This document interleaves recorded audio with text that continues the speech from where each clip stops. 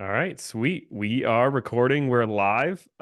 Here with another special guest, another second special guest episode of 2024.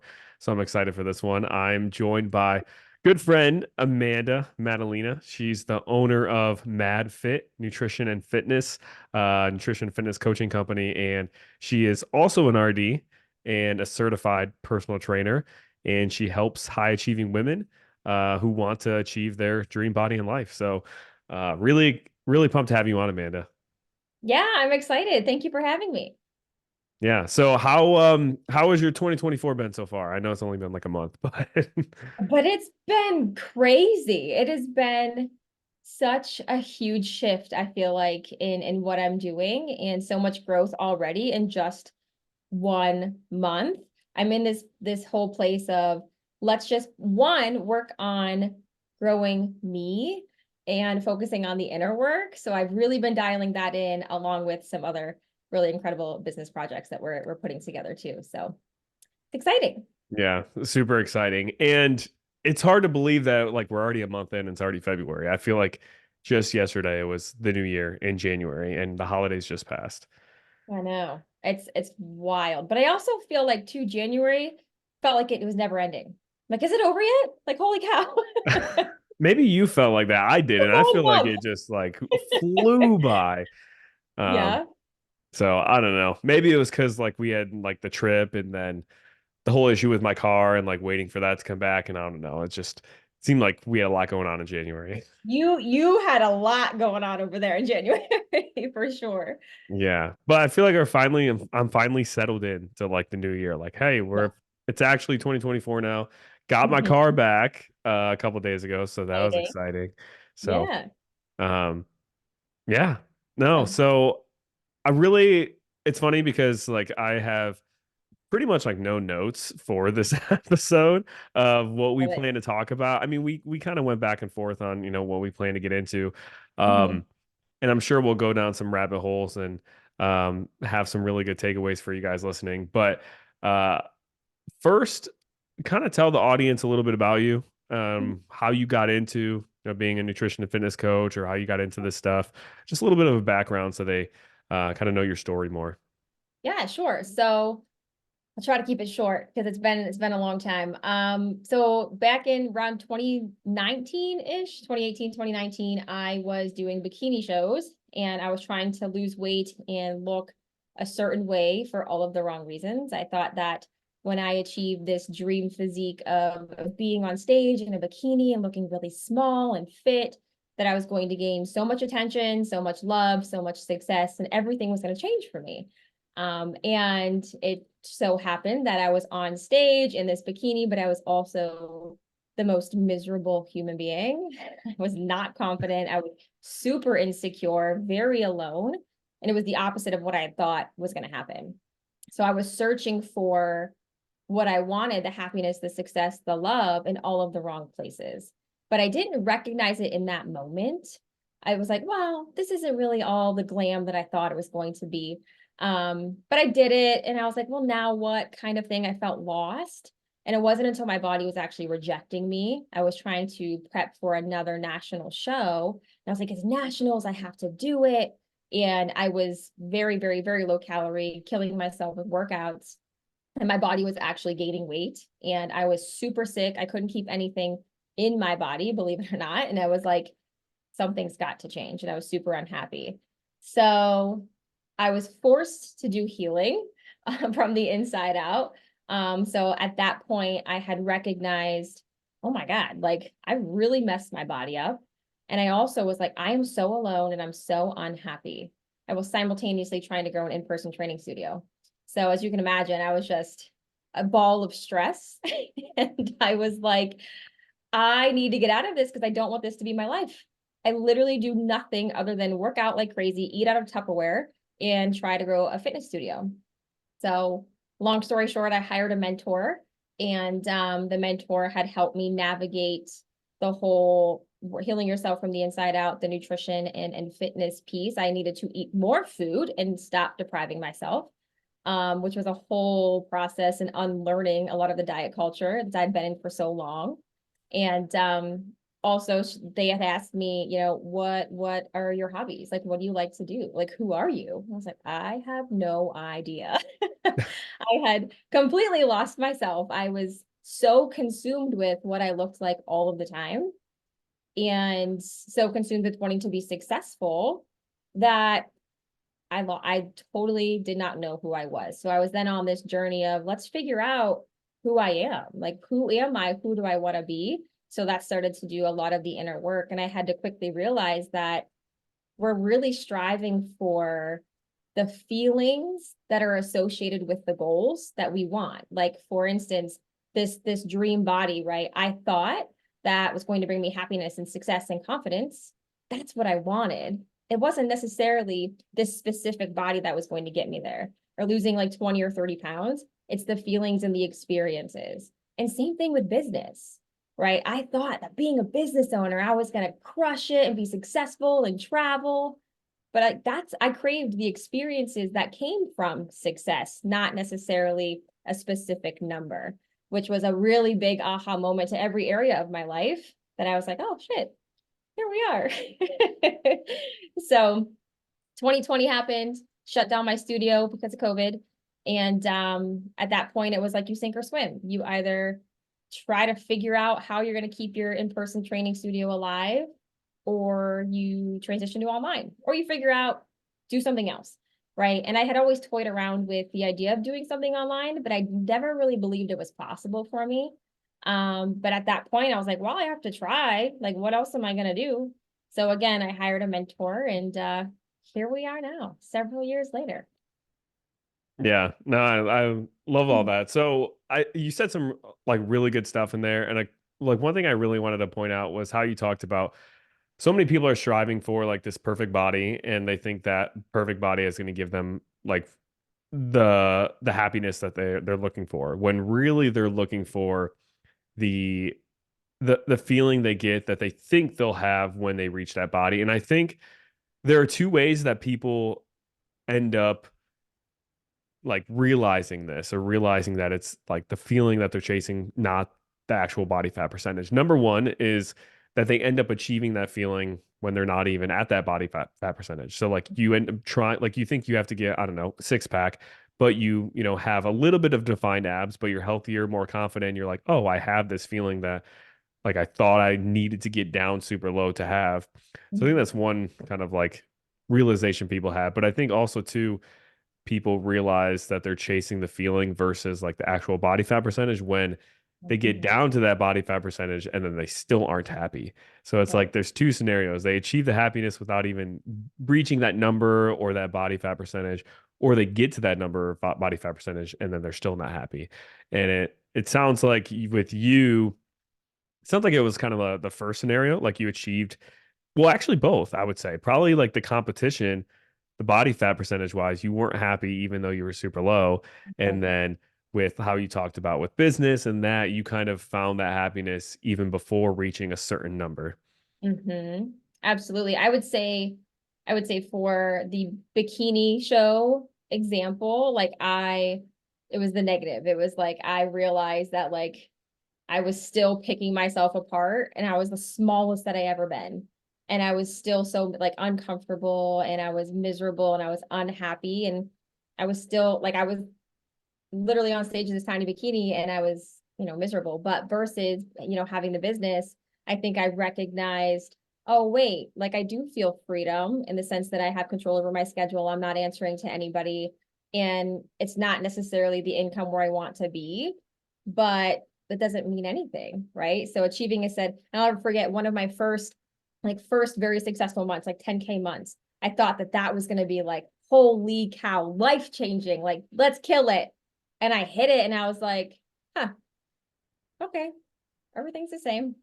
You know, so I think we tie so much of our worth and our value with these numbers of losing 20 pounds, hitting 10K months. And it's like, for what? Right. But it's the experiences and the feelings that we desire that we're actually chasing. Yeah, 100%. I think it's too, it's just going back to, I mean, it's so like cliche, and we always say it as fitness coaches or however, whatever coaching we're doing is you have to learn to embrace like the journey. Mhm. And It's so true because you don't find happiness out of the result, actually. Like when you really actually think about it, you find happiness in just going through the journey, the new experiences, the new hardships you overcome, the things you get through, the new milestones you hit.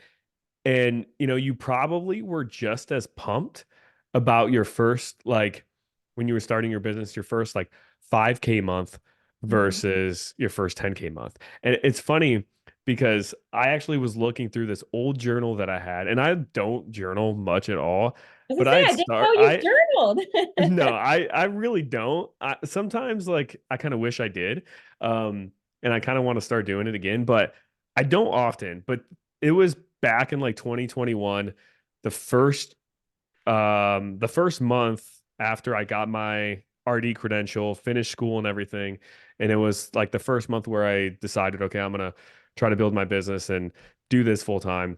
I have like some notes on my journal of like just like things I was grateful for. And one was getting my first 8 clients, I think, that I wrote down that I was grateful for. And the other one was hitting my first like 5K month or something. And I was like so pumped about that.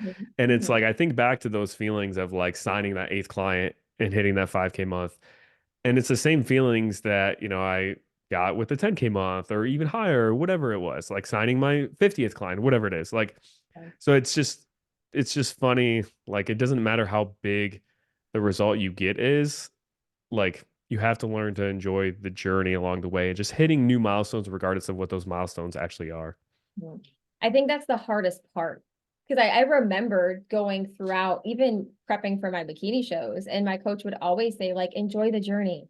And I'd like roll my eyes, like, yeah, whatever. Like, let me just eat out of this Tupperware and be on the Stairmaster for 45 minutes. I never really pieced together what that meant.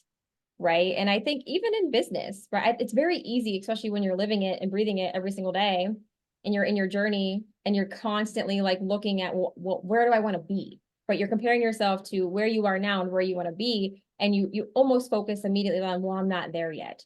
Rather than, okay, everything is working for me. If I'm showing up and I'm doing the actions, everything is working towards that end goal. It might not be tomorrow, which we all want it, but we have to recognize and also celebrate the small things because everything is adding up to then achieve that goal.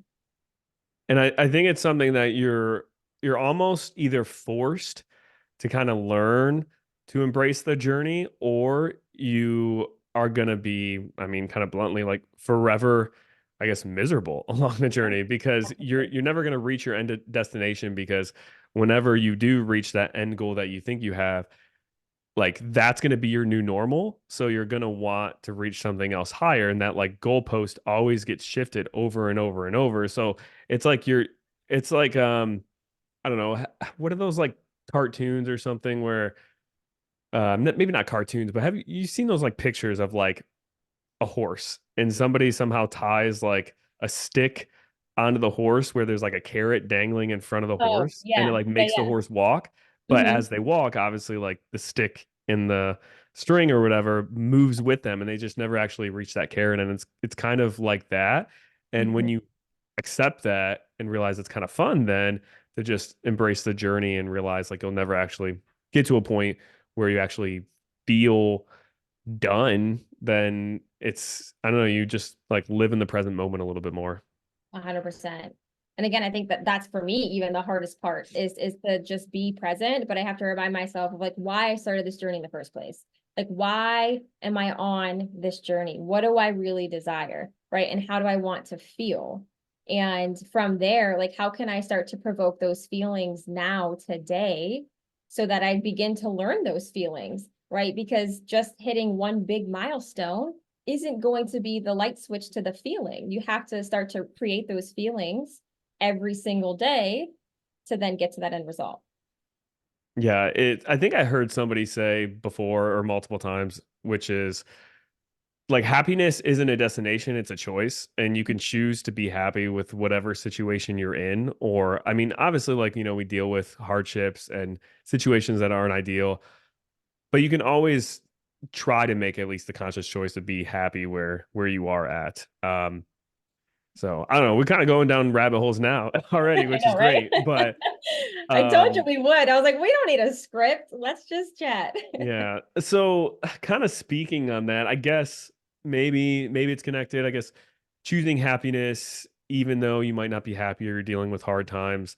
Mhm, Like one of the biggest reasons why I wanted to have you come on here was to talk about just the past 2 to 2.5 years mhm, that, of your life, because you've dealt with a lot over these past 2.5 years, mhm, and just kind of share your story and how you've overcome that, and share whatever parts of it that you feel comfortable sharing. So I guess, you kind of ended your beginning story around like 2020, I think, where you kind of yep, shifted to online. So I guess kind of take us through how 2021 was for you, mhm, and leading up to, a huge, I guess, life event in your life and your family's life that kind of mhm. changed things for you.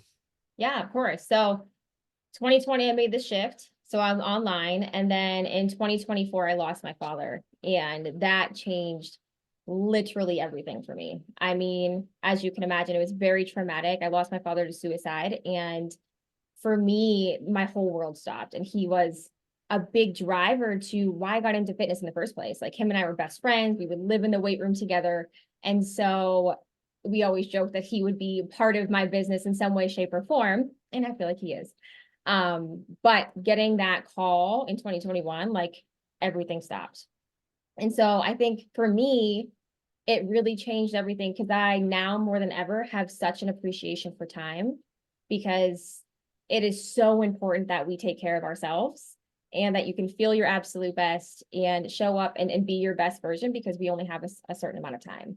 And during that whole, I mean, I can't even, I feel like that whole year was a blackout for me. Like it was, I can't even remember a lot of it. But I do remember sitting and be like, well, what do I do? What can I do in this most traumatic time of my life?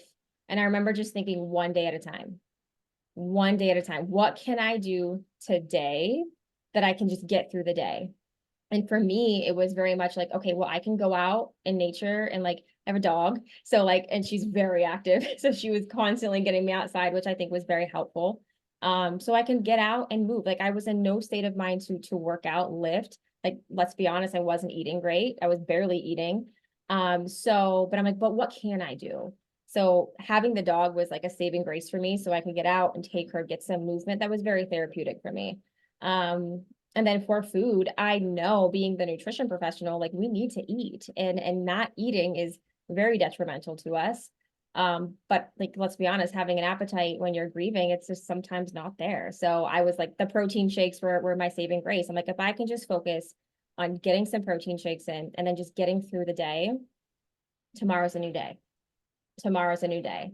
And that was my reality for close to a month probably. And I was living at home with my mom. I think I stayed back in Pennsylvania for probably a month or two until coming back to New York to try to get in some sort of routine. But I remember my mom saying, we have to move forward as much as we don't feel like it's fair, as much as we don't want to, and everybody else is moving on with their lives. Like this cannot be our reality forever. Like we have to choose to move forward, not forget, right? But we have to live because he would want us to. So I was like, all right, well, I leaned into my mentor. Like if I didn't have mentors and like the support of you guys during that whole thing, I would be a freaking mess. Um, but I had to decide, okay, what's my reality going to be? I know for damn well I'm never going to hold myself back. Like, let's fucking go. Like I'm more now more than ever, like the sky is the limit, the potential. But I also, like I said, have such an appreciation for time. Like because we only get so much time. And so it kills me when I hear, women in our world that I don't want to take pictures with my kids because I hate the way that I look in my body. I don't want to go on vacation or do activities with my kids because I don't feel like I can or I don't want to be in the photographs. It's like we don't have that much time. We don't have forever.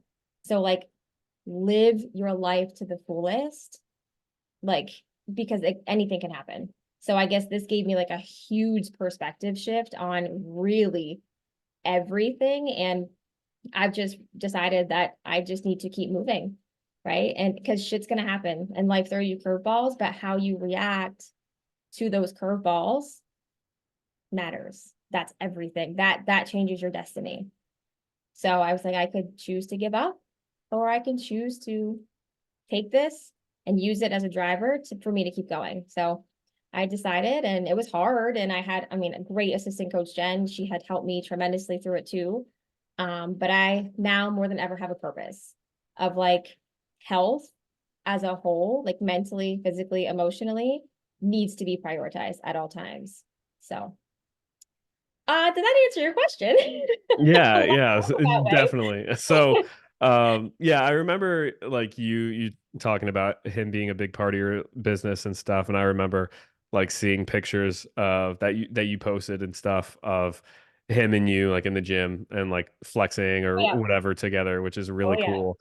And like, you know, obviously I've lost both my parents and I've gotten, a call same situation, well not the same exact situation, but like kind of out of the blue that I wasn't necessarily expecting, of like my mom when she passed. But for like the call that you got, and in that moment, like you said, your reality just kind of like completely changes on the drop of a dime, and it almost like doesn't seem real. It seems like you're living in a movie or a fantasy land, not a good fantasy land, but you're living in a fantasy land that's, you're just like, how is this actually my life, and what, I'm, or my mom, or your brother and all them, like what we're actually going through, how is this even real? And Right.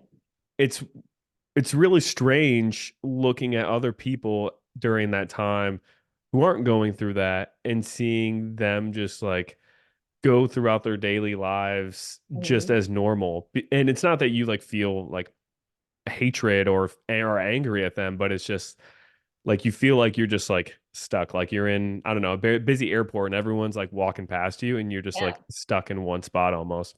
Mhm. And it's a weird feeling. So how, I mean, you kind of touched on it a little bit, but how did you, like, what were the main things you feel like that got you to still show up in some way? Because I think when something like that happens, um, it's really easy for people to just give up completely, or to throw all their goals on the back burner.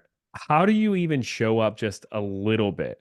What are some things that you either thought about or did that kept you to at least do like the minimum, so Mhm. you still were showing up in some way?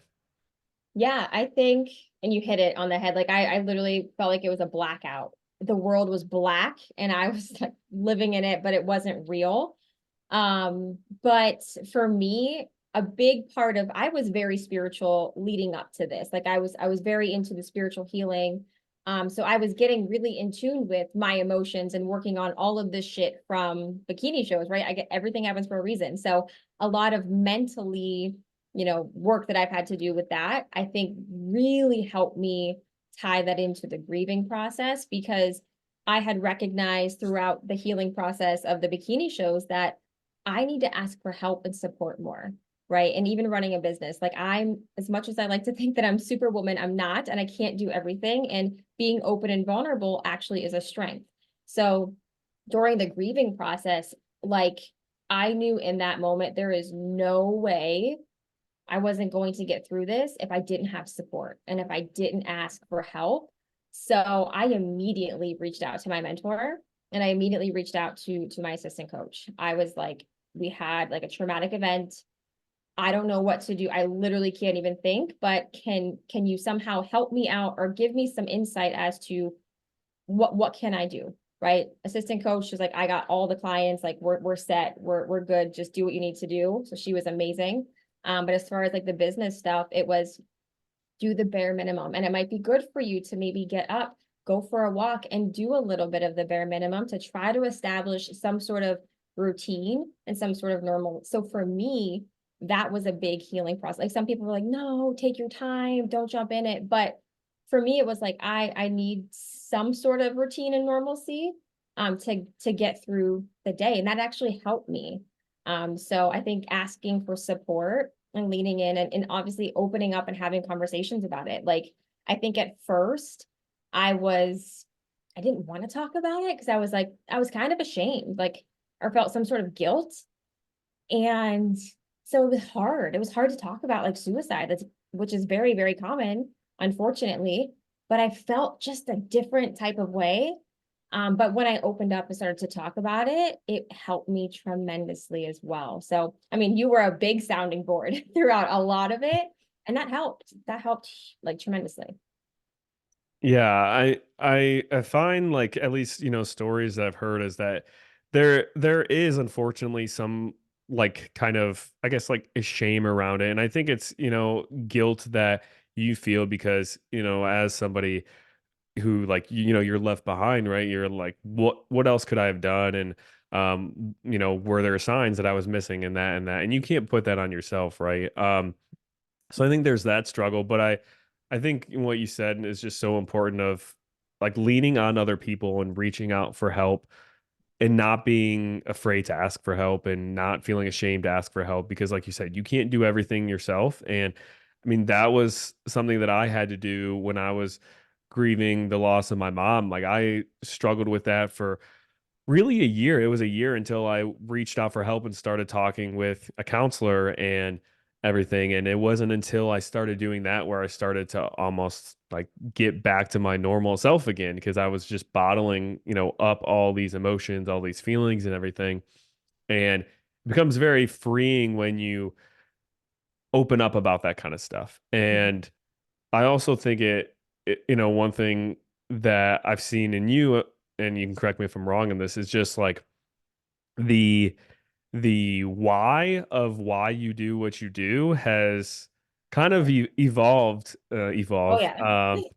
along the way, and you could Well, talk about that too what that means, but like you started your business, or maybe you didn't start your business, but a big part of your business was your dad because he was into fitness and you guys worked out together, and now it's kind of evolved to connect him in a different way too and become a motivator. So I guess you can kind of talk about that. yeah, well, I think when I first initially started, like you said, it was really more of an aesthetic. Like I was really into health and fitness to change my looks, to look a certain way. Until going through all of this healing, I realized everything is your headspace, everything is perspective, your mindset.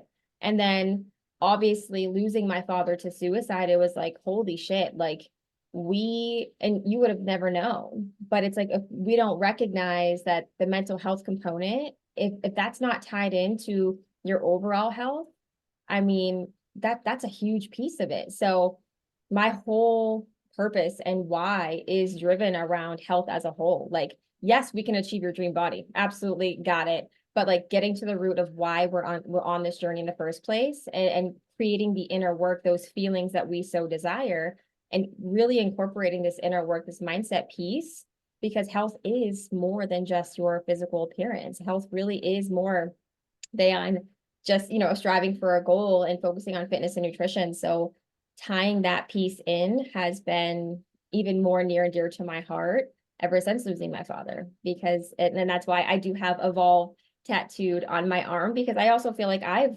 evolved. I've been on this evolution of going from a bikini competitor to really finding myself, who I am, who I want to be, getting in touch with my body and my mind, and bringing that piece in from my father as well. Yeah, I feel like our whys always evolve or change in some way, along the journey. Like even myself, like I really started this nutrition and fitness stuff because I was, insecure, lacked confidence, always felt like I was a little bit overweight, a little bit chubby growing up, and was insecure with that. And I wanted to actually have a body that I felt confident in, and I wanted to help people achieve that for themselves so they could be confident in who they are and just not kind of hide in the shadows anymore. And I still do it because of those reasons too. But now with both of my parents, they're both gone, they're both passed away. And seeing all the health issues that they dealt with and realizing just how many, I guess, moments I feel like I missed out on sharing with my parents because of their physical limitations they had. Like going to the park, playing in the playground, doing this or doing that. And then also with them, obviously, like, passing away so early in my life, which is kind of like, I don't know if you feel this way, but um, it's always like I don't realize how unusual it is to lose a parent at this age. It was, you're not 30 yet, are you? No, Okay. 29. Well, I was going to say before 30, losing at least one parent, and I've lost both before, and you've lost obviously your dad, but I don't realize how unusual that is until I'm talking with people who are maybe like in their 50s and they reference their parents still being alive. And I'm like, whoa, like that your parents are still alive at this and you're this age, right? But like I think about now all the time that was kind of like taken away from me spending with them, and then now with my son, the time that he could have spent with them.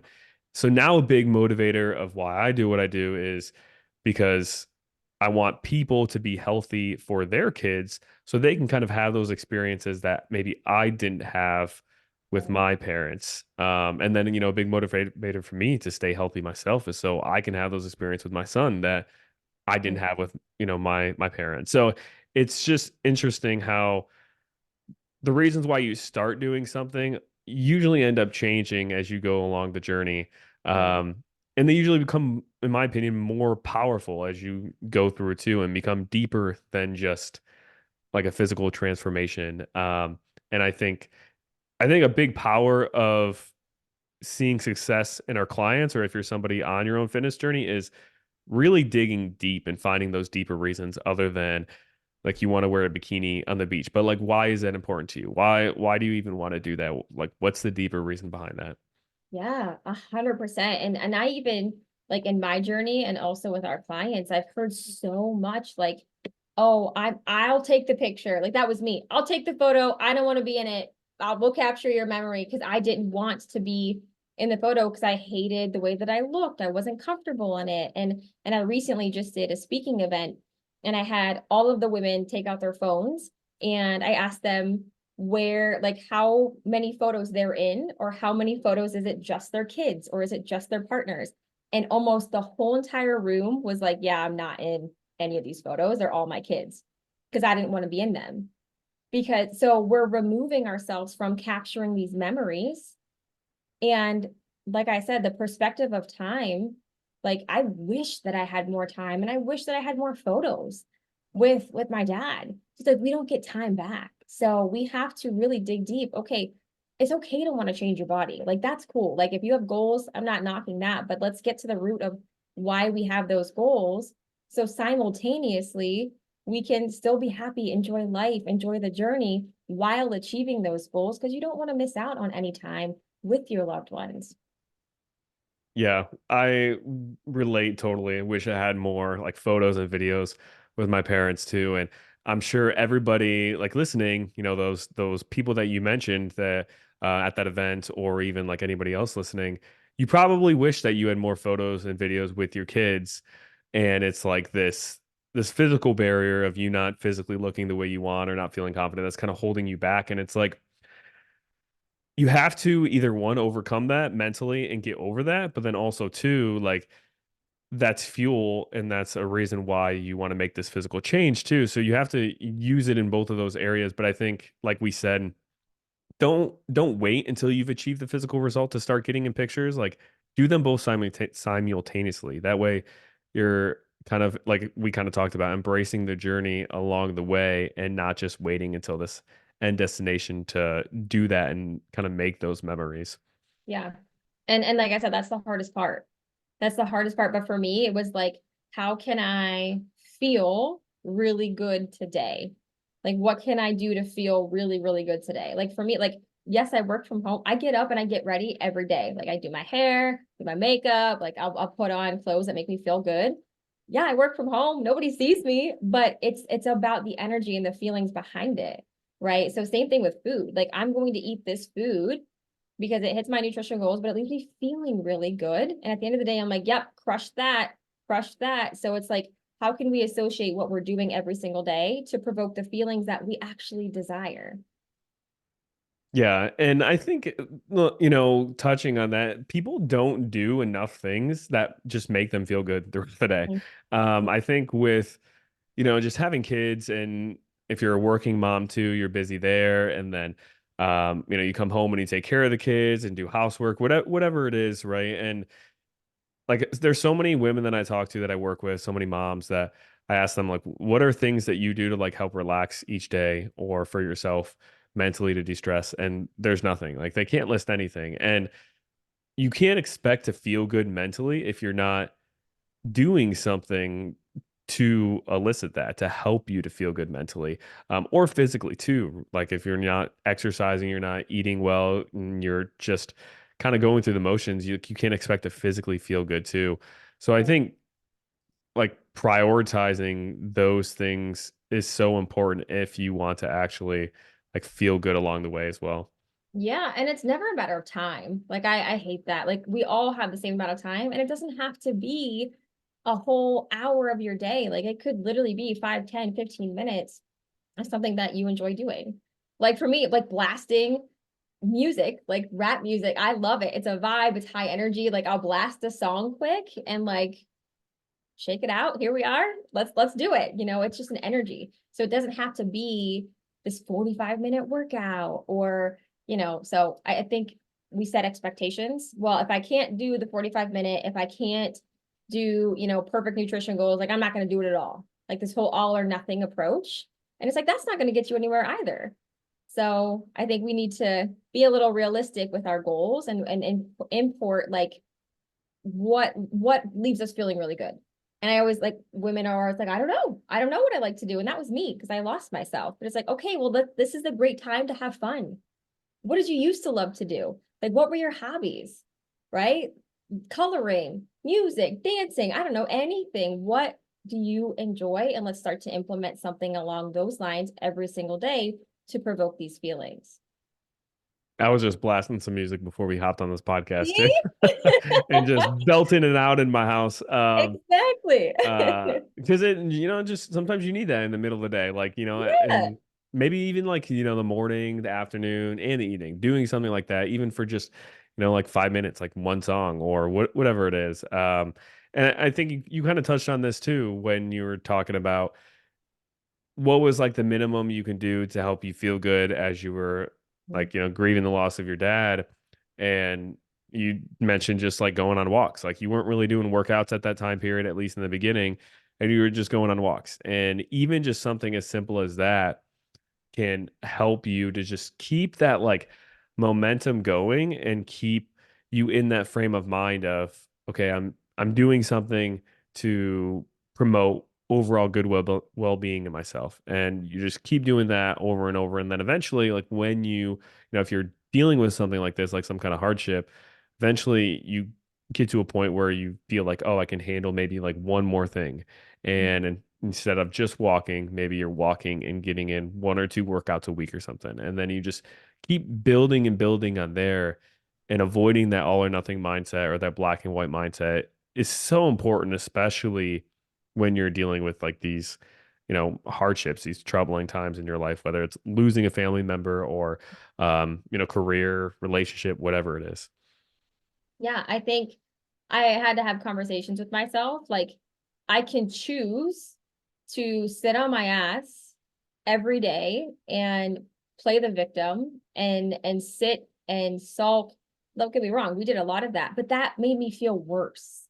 Like to just sit and cry and talk about it and just sitting, that made me feel 10 times worse. So I was like, okay, what can I do? A little bit was going on the walks. That's going to leave me feeling a little bit better. Right. Same thing with the nutrition piece. I mean, I had been through so much of the healing coming from the bikini shows, but I was like, if I sit and face plant all of this, I mean, let's be honest, when you're grieving, like people bring you like pasta dishes and like these huge casseroles and pizza and all kinds of stuff, which, I had a little bit of it, of course, but I was like, if I sit and face plant this, I am not going to feel any better. One, I'm probably gonna get really freaking sick. But that's not going to help me feel better. And what will, if I can just get some good nutrition in, because I know it's going to leave me feeling at least 2% better than where I was. So just small things, like you said, stacking them up, giving yourself some grace, but also choosing to move forward as hard as it is. Yeah, and like you should never feel guilty if you are like stuck in a rut and you Mhm. end up, missing your walks or missing your workouts or whatever it is, not tracking your food for however long, but there comes a point where like you said, you have to make a choice. Are you going to live in this kind of like dark cloud forever almost and not do things that are going to be beneficial and help, or are you going to choose to just start with something small that is good for your overall well-being and build from there? And too, it makes, once you get through it, it makes you so much, I don't know, stronger, I guess. I mean, it's so like everyone says that, but it makes every other small inconvenience not seem as big as what it used to feel. Like, Mhm. and it gives you the confidence to overcome like other things, or if you are running into like a scary situation, like, oh, like this isn't that big of a deal. I overcame, losing my dad to suicide or losing this person. And if you can overcome, if you feel like you can overcome that, or you did overcome that, and you feel like you can really overcome whatever obstacle as long as you just keep showing up and keep moving forward every day. 100%. I mean, I think it gave me, like I said, so much perspective in every area, right? Of the little things that come up that I'm like, okay, that's not a big deal. Like, let's not react to that, right? But it also helped me to never play into the victim mentality, right? Because that's very easy to sit in. Like I was there to be, I went through a stage of grief where like I did play the victim card and everything sucked and everything was out to get me. And, but I realized that you have the choice to get out of that, right? Like, yeah, shit's hard. Everybody has their hard. Everybody has their hard. And so I can choose to allow this to create my reality of playing the victim, or I can choose to, grow and keep moving forward. So it allowed me to open my perspective to things that nothing is ever happening like to me, like against me, like everything is happening for me. And there's a good perspective to everything and just keep moving in the direction where I want to be.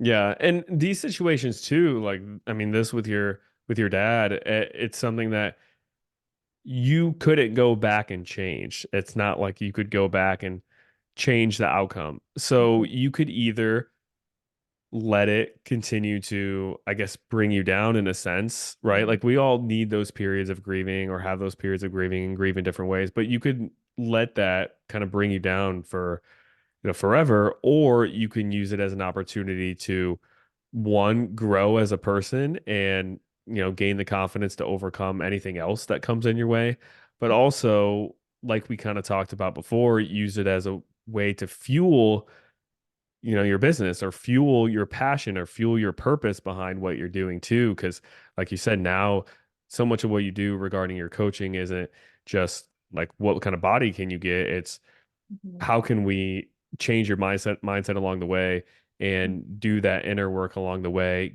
make sure your mental health is in a good spot too along the way. And Mhm. it you can use it as an opportunity to grow, or you can use it as an opportunity to like keep bringing you down. And Mhm. you just you have to make that choice, and it's not like a choice where it's like snapping your fingers and all of a sudden, okay, like it's all positive, right? But you can make that choice to slowly work towards that every day. Yeah, and our like tagline is like we help high achieving women achieve their dream body and dream life. And people are like, "What do you mean? Like your dream life? Like what? I just want the body. Like give me the body. Like the life will come after the body, right? Like when we talked about that, like not associating when I achieve this physique, then my life will change, right? So really tying that piece in is like again simultaneously why we're on this journey in the first place, right? Because why are we trying to achieve this dream body, right? Is it to feel really confident and comfortable in our skin? Is it to be around for our kids? Like getting really clear on your why and then moving forward from that. Because I mean, clear on your why could be a lot of insecurities, right? Which again can bring up some dark shit, right? That we could play into the victim, that we could play into not wanting to change, or this is my reality. I've always known that. But it's like, well, you can change that. You can change these things. That you just have to choose your reality. Yeah, absolutely.